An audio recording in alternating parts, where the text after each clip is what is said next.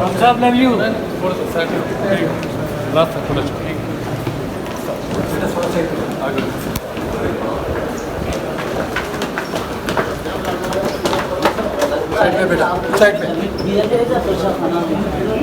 लगता है कि आपको इसमें सजा हो सकती है। पीछे टेबल, कोई बात नहीं।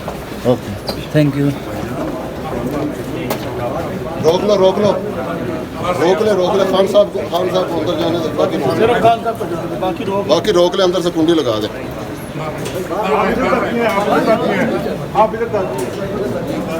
बाकी सारे रोक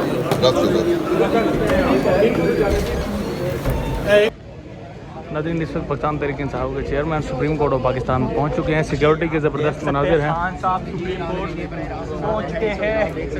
ये इस वक्त सुप्रीम कोर्ट के मनाजिर है। खान साहब आज वकील कत्ल के जो खुदा में वकील कत्ल हुआ था उस केस में सुप्रीम कोर्ट